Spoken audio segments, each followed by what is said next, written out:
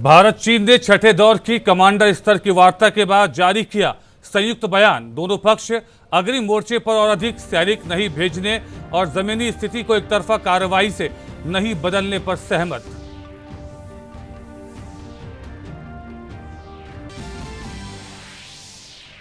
देश में श्रम कल्याण संबंधी ऐतिहासिक सुधारों की दिशा में बड़ा कदम। लोकसभा में 3 श्रम संहिताओं को मिली मंजूरी। श्रम मंत्री संतोष कुमार गंगवार ने नए सुधारों को बताया गेम चेंजर। कहा कानूनों का होगा सरलीकरण, संगठित और असंगठित दोनों क्षेत्रों के मजदूरों की होगी सुरक्षा, बढ़ेगा औपचारिक रोजगार। राज्यसभा में विपक्षी सदस्यों के आचरण से दुखी राज्यसभा के उपसभापति हरिवंश 24 घंटे के उपवास पर। राष्ट्रपति को लिखे खत में कहा उच्च सदन की हर मर्यादा और व्यवस्था की उड़ाई गई धज्जियां। पीएम ने कहा पत्र के एक एक शब्द ने लोकतंत्र के प्रति हमारी आस्था को दिया नया विश्वास। सुबह निलंबित सांसदों को चाय पिलाने की हरिवंश की पहल की पीएम ने की सराहना।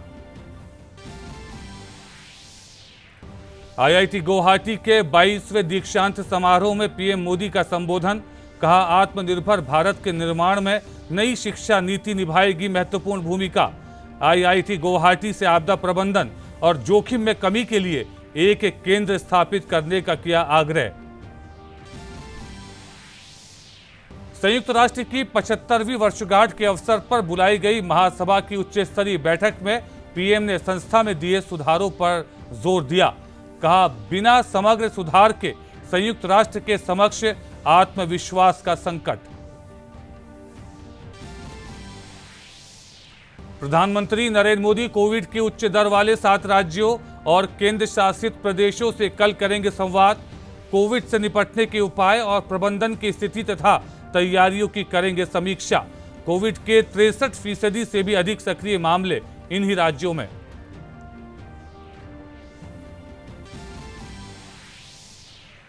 कोरोना के खिलाफ जारी है भारत की जंग। एक दिन में सर्वाधिक रोगियों के स्वस्थ होने का बना रिकॉर्ड। 24 घंटों में 1 लाख से अधिक मरीज संक्रमण मुक्त।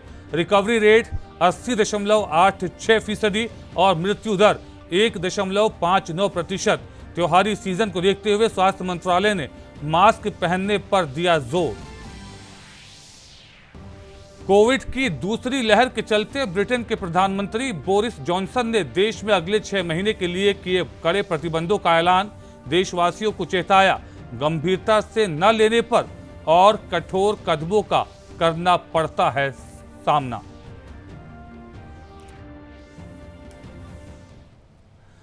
नमस्कार, समाचारों में आपका स्वागत है। मैं हूं नदीम अंसारी। असंगठित क्षेत्र के सभी मजदूर, चाहे वो खेतीहर हों या ठेला चलाने वाले, घरों में सफाई या पुताई करने वाले कामगार हों या सिर पर बोझा उठाने वाले, ढाबों में काम करने वाले हों या घरों में काम करने वाले, नया श्रम कानून इन सभी मजदूरों के अधिकारों की ताकत को मजबूत करेगा। लोकसभा में 3 श्रम संहिताओं को मंजूरी मिल गई है। श्रमिकों के कल्याण को लेकर मोदी सरकार ने बड़ा कदम उठाया है। मंगलवार को लोकसभा में 3 श्रम संहिताओं पर चर्चा हुई और बाद में इसे पास कर दिया गया। इससे देश में श्रम कल्याण संबंधी ऐतिहासिक सुधार का रास्ता साफ होगा। केंद्रीय श्रम एवं रोजगार राज्य मंत्री संतोष कुमार गंगवार ने निचले सदन में औद्योगिक संबंध संहिता 2020, उपजीविका जन्य सुरक्षा, स्वास्थ्य एवं कार्यदशा संहिता 2020 और सामाजिक सुरक्षा संहिता 2020 नाम से 3 विधेयकों पर चर्चा शुरू की। चर्चा की शुरुआत करते हुए संतोष गंगवार ने कहा कि तीनों विधेयक कामगारों के हितों का संरक्षण करेंगे और उन्हें सामाजिक सुरक्षा के फायदे मिलेंगे। इन लेबर कोड्स में जहां एक तरफ श्रमिकों के अधिकारों को सुदृढ़ करने का प्रयास किया गया है, वहीं दूसरी तरफ उद्योगों को सरलता से चलाने के लिए एक सरल अनुपालन की व्यवस्था की गई है। अब उद्योग लगाने के लिए विभिन्न श्रम कानूनों के अंतर्गत अलग अलग कई रजिस्ट्रेशन या कई लाइसेंस लेने की आवश्यकता नहीं होगी। जहां तक संभव है अब हम सभी रजिस्ट्रेशन, लाइसेंस इत्यादि को समयबद्ध सीमा में और ऑनलाइन प्रक्रिया के अंतर्गत प्रदान करने का कार्य करने जा रहे हैं। उन्होंने कहा कि इन श्रम कानूनों का सरलीकरण होगा और संगठित और असंगठित दोनों क्षेत्रों के मजदूरों की सुरक्षा होगी। असंगठित क्षेत्र में काम कर रहे 40 करोड़ श्रमिकों को सामाजिक सुरक्षा देने के लिए पहली बार एक सामाजिक सुरक्षा फंड का प्रावधान किया गया है। इस फंड के द्वारा असंगठित क्षेत्र में कार्य कर रहे श्रमिक जैसे गिग वर्कर्स तथा प्लेटफॉर्म वर्कर्स के लिए सामाजिक सुरक्षा की योजना बनाई जाएगी। इससे इन 40 करोड़ श्रमिक भाई बहनों को सामाजिक सुरक्षा से संबंधित सभी प्रकार के लाभ जैसे मृत्यु बीमा, दुर्घटना बीमा, पेंशन, मातृत्व लाभ इत्यादि प्रदान किए जाएंगे। आज हम एक ऐसे ऐतिहासिक दिन के साक्षी बन रहे हैं जब देश में काम कर रहे 50 करोड़ श्रमिकों को आज़ादी के 73 वर्षों के बाद वेतन सुरक्षा, सामाजिक सुरक्षा, कार्यस्थल पर उचित वातावरण तथा उत्तरदायी विवाद निष्पादन व्यवस्था देने का कार्य इन लेबर कोर्ट्स के माध्यम से किया जा रहा है। यह तभी संभव हो पा रहा है कि हमारे देश को एक जवाबदेह प्रधानमंत्री मिला है जो हर बात को सोचता और समझता है और तुरंत फैसला लेता है। दूसरे राष्ट्रीय श्रम आयोग की सिफारिशों के बाद 2014 से सरकार ने इस पर काम शुरू किया और अब 29 केंद्रीय श्रम कानूनों को कम करके केवल 4 श्रम संहिताएं बनाने का प्रस्ताव है। इन सभी विधेयकों को इससे पहले वर्ष 2019 में लोकसभा में पेश किया गया था, जिसके बाद इसे संसद की स्थायी समिति के पास भेजा गया था। उसके बाद ये विधेयक अब आए हैं। चर्चा के दौरान तमाम सदस्यों ने अपनी बात रखी। ये बिल 1 साल पहले आ गया तो उन अधिकारों का, उन मजदूरों का अधिकार अगर 1 साल छिन गया तो उसकी जिम्मेवारी कांग्रेस है। ये 19 में बिल आया था, उन्होंने कहा था इसको और स्टडी किया जाए, स्टैंडिंग कमेटी में भेजा जाए।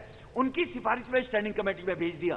स्टैंडिंग कमेटी की सारी त्रुटियां निकालकर आज बिल आया है तो बाहर भाग गए किसानों के नाम पर, जैसे किसानों को भ्रमित करने का प्रयास कर रहे हैं। आज अगर एक कांग्रेस मजदूरों के हितैषी पार्टी होती तो इस बिल के ऊपर समर्थन करके, वो नहीं चाह रहे थे बिल आज भी आ जाए और लटक जाए और बाइकाट करके भाग गए वो कांग्रेसी लोग। लेबर मिनिस्ट्री के द्वारा कामगारों के लिए बहुत अच्छा बिल लाए हैं। इस बिल को हम सपोर्ट भी करते हैं और सपोर्ट करना भी चाहिए, क्योंकि मजदूरों के वजह से आज देश में जितने भी बड़ी कंपनियां, जितने भी मजदूर काम कर रहे हैं, शायद उनके वजह से बड़े बड़े उद्योग आज मजबूत हो सके हैं। तो इसलिए ये ऐसे बिल लाना बहुत जरूरी है और इनके लिए फैसिलिटीज जो ला रहे हैं, मेडिकल फैसिलिटीज हो, इनके सिक्योरिटी की फैसिलिटीज हो, इनके जो भी केस कोर्ट में चलते हैं या फिर डिस्ट्रिक्ट लेवल पे केस चलते हैं, उसके लिए ये केस ऐसे बिल लाना बहुत जरूरी है। उद्योग जगत ने सरकार के इस कदम की प्रशंसा की है। It's going to help augur the ease of doing business rankings for the country.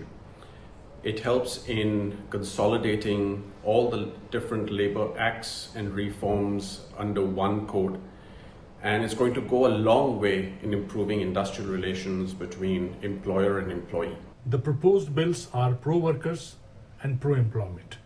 It is a win-win proposition for industry as well as for the workers. The labor bill comes as a blessing at this time. These bills will encourage more employment through the formal channels and enhance benefits for the workers. इन 3 श्रम संहिताओं पर कामगारों ने भी प्रसन्नता जाहिर की है। ये आपका ये बिल जो निकला है मजदूरी के लिए, ये बहुत अच्छा है। ये जो नया बिल आया है इसे जानकर बड़ी खुशी हुई। साल में घर जाने का पूरा भत्ता मिलेगा और जहाँ मैं नौकरी कर रहा हूँ राशन फ्री मिलेगा। मैं अभी यहाँ पे दिल्ली में आया हूँ मजदूरी करने के लिए। मुझे पता चला है कि मजदूरों को लाभ मिलेगा, वो पेंशन मिलेगी उनको, तो इस बात की सुन के मुझे बहुत खुशी हुई। नई तकनीक से जुड़े ओला, उबर, अमेजॉन आदि उद्योगों से जुड़े 50 लाख मजदूरों को सामाजिक सुरक्षा और ESI का लाभ मिलेगा, अवसर मिलेगा। इन श्रम संहिताओं में कामगारों और नियोक्ताओं के हितों के बीच पर्याप्त संतुलन रखा गया है, क्योंकि इसके बाद से ही सही मायनों में श्रम कल्याण सुनिश्चित हो सकेगा। ये तीनों विधेयक श्रम कानूनों के सरलीकरण और इनके कार्यान्वयन का रास्ता साफ करेंगे। इससे देश के संगठित और असंगठित दोनों क्षेत्रों के 50 करोड़ कामगारों के लिए श्रम कल्याण उपाय और मजबूत होंगे। सुधाकर दास के साथ news night desk, DD news. और अभी वक्त है कि ब्रेक का। जल्द हाजिर होते हैं और खबरों के साथ। आप देखते रहिए DD न्यूज।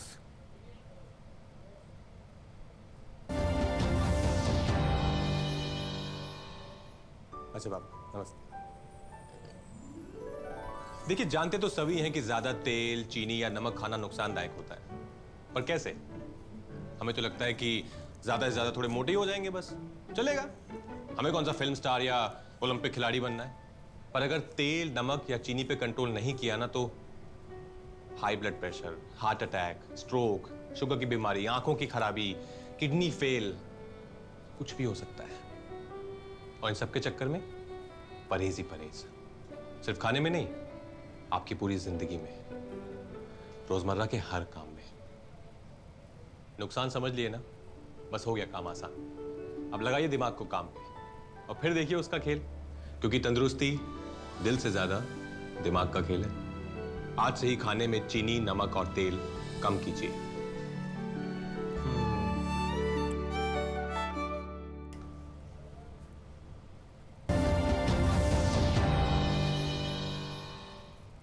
और ब्रेक के बाद एक बार फिर आपका स्वागत है। भारत और चीन के बीच सोमवार को हुई छठे दौर की सैन्य कमांडर बैठक के बाद दोनों देशों ने कुछ मुद्दों पर सहमति का ऐलान किया है। दोनों देशों ने अग्रिम मोर्चे पर अधिक सैनिक भेजने से रोकने और जमीनी स्तर पर एक तरफा बदलाव की किसी भी स्थिति से बचने पर रजामंदी जताई है। दोनों देशों ने कहा है कि वो कोई ऐसा कदम नहीं उठाएंगे जिससे स्थिति और जटिल हो जाए। दोनों देश 7वीं दौर की बातचीत जल्द करने और जमीनी स्तर पर समस्याओं को सही ढंग से हल करने के लिए व्यवहारिक कदम उठाने पर भी सहमत हुए हैं। साथ ही सीमावर्ती इलाकों में शांति और स्थिरता की संयुक्त रूप से रक्षा करने पर भी दोनों पक्ष सहमत हुए हैं।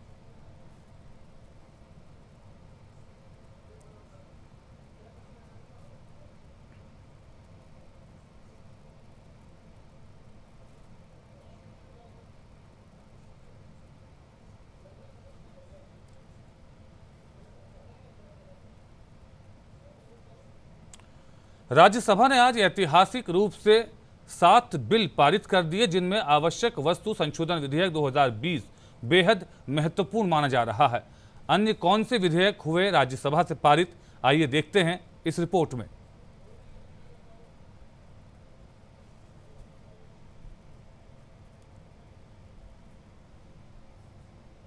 अहम बिल आवश्यक वस्तु संशोधन विधेयक 2020 पारित कर दिया गया। लोकसभा से पहले ही यह बिल पारित हो चुका है।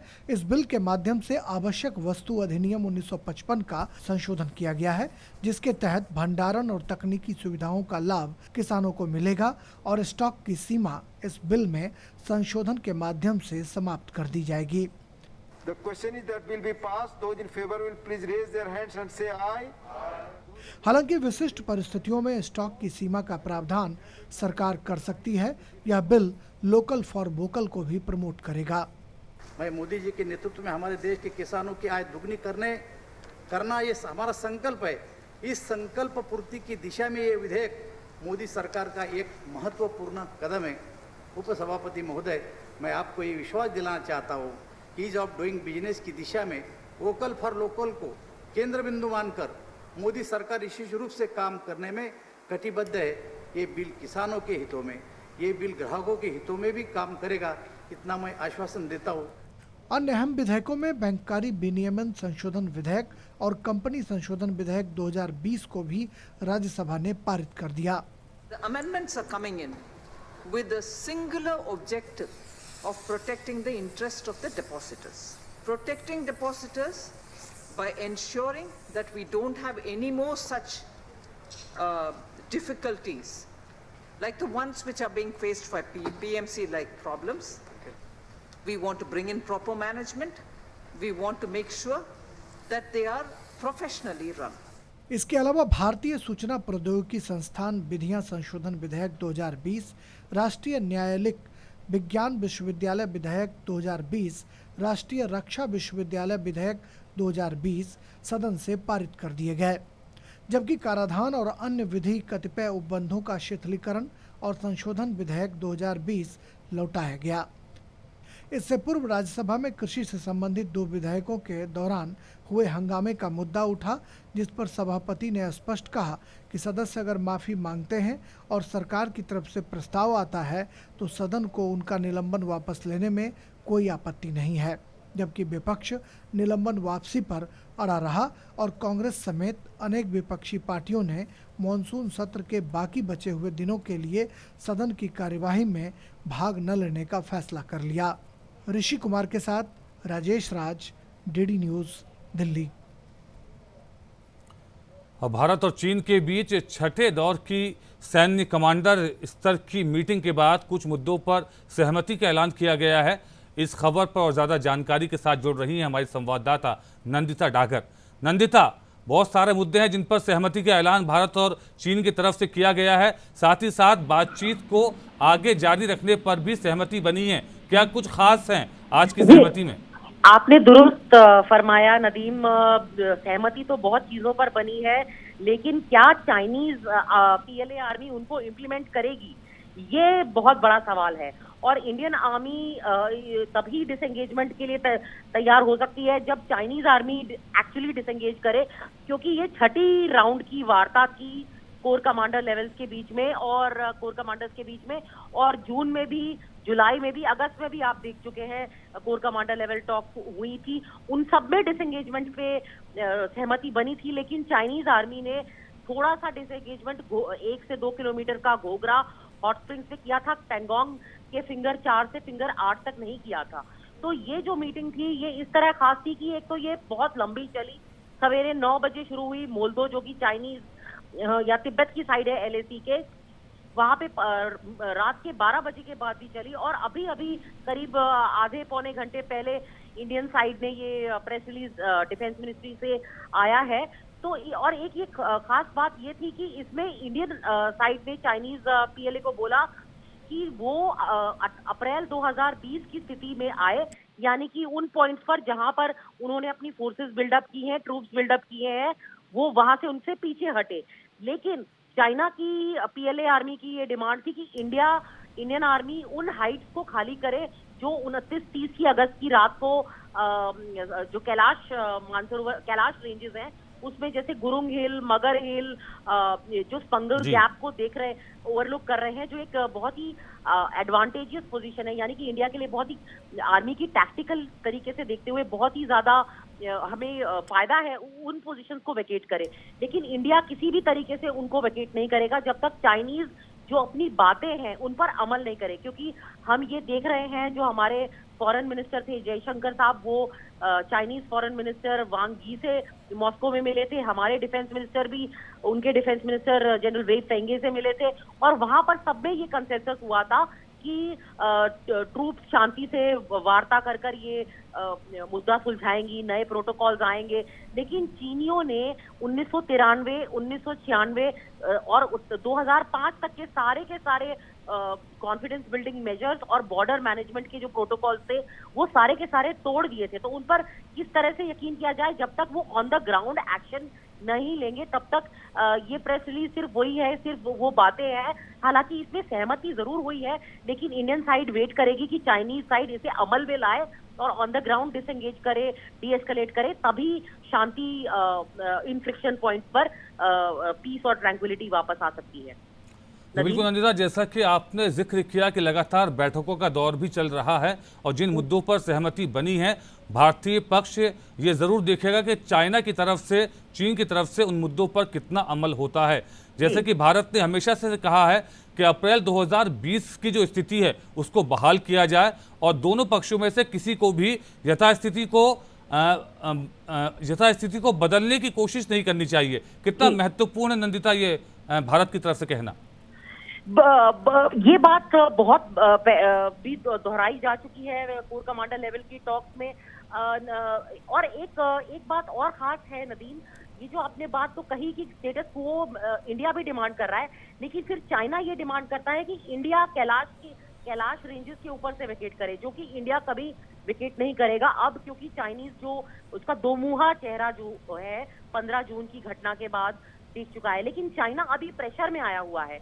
आपको ये सोचना पड़ेगा नदीम, आप देख रहे हैं पूरी दुनिया में चाइनीज प्रेसिडेंट शी जिनपिंग की बहुत ही एक तरह से कोalition बन रहा है उनके खिलाफ, और ताइवान से लेके साउथ चाइना सी से लेके उनके सारे बॉर्डर्स के साथ जो भी सुपर पावर जैसे इंडिया, यूएस, ऑस्ट्रेलिया, जापान, साथ में आज एक खबर आई है कि इंडिया और ऑस्ट्रेलिया साथ एक्सरसाइज करने वाले हैं इंडियन ओशन में। तो चाइना एक तरह से घिरता हुआ और अपने आप को इकलौता महसूस कर जरूर कर रहा है और काफी प्रेशर में है शी जिनपिंग। उन्होंने, और ऐसा अंदर माना जाता है कि जो उनकी बॉर्डर की ये जो मिस एडवेंचर थी ये बुरी तरह से बैकफायर हो गई है, क्योंकि अब उनको ये नहीं समझ में आ रहा है कि वो कैसे वापस जाए। तो शी जिनपिंग की बड़ी बेइज्जती होगी उनके लोगों के, उनकी पब्लिक के अंदर, और वो बहुत इंस्टेबिलिटी जो उनकी चाइनीज कम्युनिस्ट पार्टी डील कर रही है उससे हो जाएगी। उसके अलावा इसमें हमारे इस टॉक्स में हमारे फॉरेन मिनिस्ट्री के एक जॉइंट सेक्रेटरी ने भी हिस्सा लिया था। तो एक तरह से ये वर्किंग, और वो जॉइंट सेक्रेटरी जिनका नाम नवीन श्रीवास्तव है, वो हमारे वर्किंग मैकेनिज्म की टॉक्स में भी चाइनीज के साथ टॉक करते आए जी। तो एक तरह से वही है, बातों का सिलसिला चल रहा है, अब ऑन द ग्राउंड देखना पड़ेगा और देखना होगा। बिल्कुल, इस पूरी जानकारी के लिए नंदिता आपका शुक्रिया। समाचारों में आगे बढ़ते हैं। आज संसद में भारतीय लोकतंत्र की सजीवता का अनोखा दृश्य देखने को मिला, जब धरना दे रहे सांसदों के लिए उपसभापति हरिवंश नारायण सिंह चाय लेकर पहुंचे। चाय पिलाने के बाद राज्यसभा के उपसभापति हरिवंश ने विपक्षी सदस्यों के आपत्तिजनक आचरण पर गहरी पीड़ा जताते हुए 24 घंटे के उपवास का ऐलान किया। ये दो तस्वीरें गवाह हैं परिपक्व भारतीय लोकतंत्र की। राज्यसभा से निलंबित और संसद परिसर में धरने पर बैठे सांसदों को चाय पिलाने पहुंचे राज्यसभा के उपसभापति हरिवंश। आमतौर पर संसद में ऐसा नजारा नहीं दिखता। रविवार को संसद में हुए हंगामे के बाद जो 8 सांसद निलंबित हुए थे, वो सोमवार से धरने पर बैठे थे। मंगलवार सुबह वो सभी सांसद उस समय हैरान रह गए जब राज्यसभा के उपसभापति हरिवंश खुद उन्हें चाय पिलाने पहुंचे। उपसभापति हरिवंश खुद अपने घर से बैग में चाय लेकर पहुंचे और सांसदों को पेश की। उनके इस व्यवहार की सराहना करते हुए प्रधानमंत्री नरेंद्र मोदी ने कहा कि यह उनकी उदारता और महानता को दर्शाता है। पीएम ने सिलसिलेवार ट्वीट कर कहा, बिहार की धरती ने सदियों पहले पूरे विश्व को लोकतंत्र की शिक्षा दी थी। आज उसी बिहार की धरती से प्रजातंत्र के प्रतिनिधि बने हरिवंश जी ने जो किया, वह प्रत्येक लोकतंत्र प्रेमी को प्रेरित और आनंदित करने वाला है। हर किसी ने देखा कि 2 दिन पहले लोकतंत्र के मंदिर में उनको किस प्रकार अपमानित किया गया, उन पर हमला किया गया, और फिर वही लोग उनके खिलाफ धरने पर भी बैठ गए। लेकिन आपको आनंद होगा कि आज हरिवंश जी ने उन्हीं लोगों को सवेरे सवेरे अपने घर से चाय ले जाकर पिलाई। यह हरिवंश जी की उदारता और महानता को दर्शाता है। लोकतंत्र के लिए इससे खूबसूरत संदेश और क्या हो सकता है। मैं उन्हें इसके लिए बहुत बहुत बधाई देता हूं। लोकसभा अध्यक्ष ओम बिरला ने भी हरिवंश की सराहना करते हुए ट्विटर पर लिखा, संसद में सभापति उपसभापति के लिए सभी सांसद उनके परिवार के सदस्य हैं। वे सभी सांसदों को समान सम्मान देते हुए उनके अधिकारों का संरक्षण करते हैं। आज उपसभापति श्री हरिवंश जी ने जिस सहृदयता का परिचय दिया, उसके लिए साधुवाद व्यक्त करता हूं। राज्यसभा में भी उपसभापति के व्यवहार की सत्ता पक्ष और विपक्ष दोनों ने सराहना की। देखिए, हरिवंश जी की मर्यादा, इतना अपमान सहने के बावजूद आज सुबह वो चाय लेकर गए थे। ये सारे धरना पर बैठे हुए जो एक्सपेल्ड एमपी उनको चाय पिलाने के लिए गए थे। भारत के लोकतंत्र में एक तरफ राज्यसभा ऐसे अपर हाउस में अमर्यादित आचरण, हिंसक आचरण, और दूसरी तरफ जो उस अपमान का भुक्तभोगी है उसका गांधीवादी आचरण। यह भी भारत के लोकतंत्र का एक बहुत बड़ा उदाहरण सामने आया है। मैं बधाई देता हूं माननीय डिप्टी चेयरमैन साहब को कि उन्होंने एक बहुत अच्छा जेस्चर दिखाया, और आखिरकार हम सब फैमिली हैं, चाहे वो चेयर हूं या एमपीज हूं, ये एक फैमिली है। मैं उनको बधाई देता हूं डिप्टी चेयरमैन साहब को। चाय पिलाने के बाद राज्यसभा के उपसभापति हरिवंश ने विपक्षी सदस्यों के आपत्तिजनक आचरण पर गहरी पीड़ा जताते हुए 24 घंटे के उपवास का ऐलान किया। उन्होंने उम्मीद जताई कि इससे आपत्तिजनक आचरण करने वाले सदस्यों में आत्मशुद्धि का भाव जागृत होगा।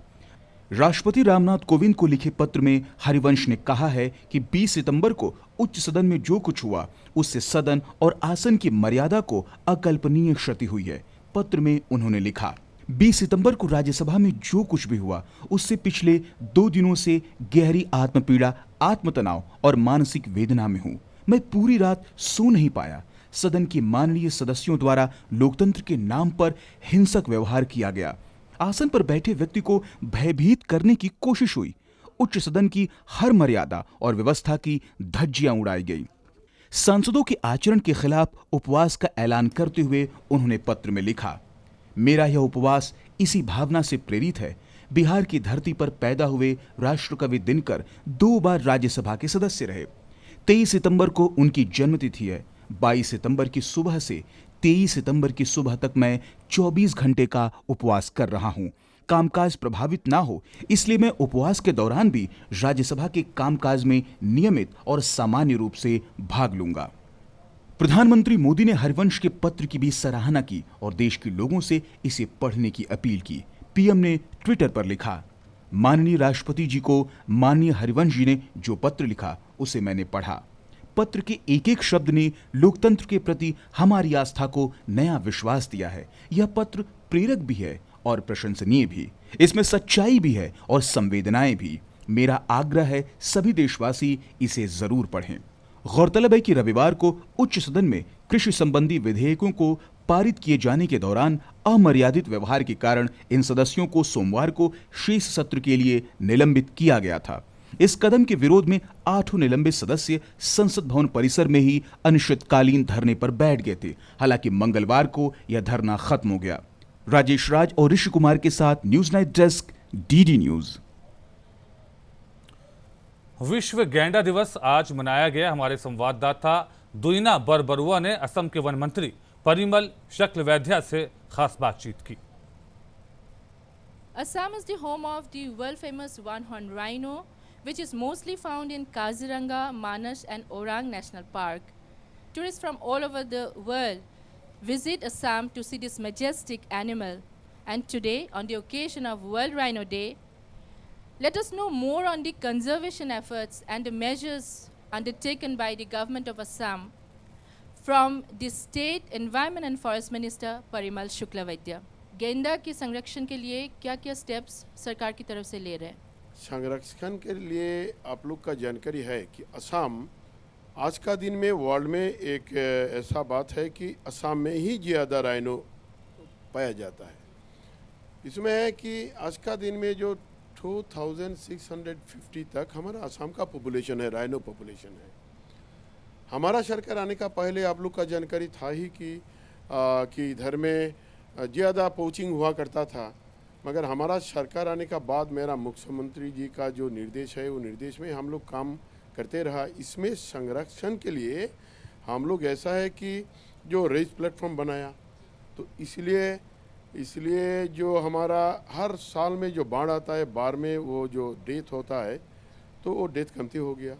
हम लोग पोचिंग बंद किया। आज का दिन में तो 0 टॉलरेंस है, आप लोग का जानकारी है ही, जो पोचिंग लगभग बंद ही है। हम लोग कोशिश करते रहा। हम लोग ये पोचिंग बंद करने के लिए हम लोग एंटी पोचिंग स्क्वाड हम लोग बनाया, नया आदमी को नियुक्त किया। इसमें हम लोग गाड़ी में जो एक्सीडेंट हुआ करता था, इसलिए हम लोग टाइम कार्ड लगाया। 4-5 साल में करीबन 10-15 दफ़े सीएम गया है, 4 या 4.5 साल में। हमारा प्रकाश जावड़ेकर जी महीना में 2 महीना में एक दफ़े कम से कम वो रिव्यू लेता है। तो इसलिए हमारा असम का ये जो संरक्षण का बात आता है, तो हम लोग एक कोशिश में हूँ कि वो बढ़े। आज आपको बोल सकता हूँ कि आज ये हमारा सरकार का कार्यकाल में करीबन 300-400 राइनो का बढ़ोतरी हुआ। और इसी के साथ इस बुलेटिन में फिलहाल इतना ही। नमस्कार।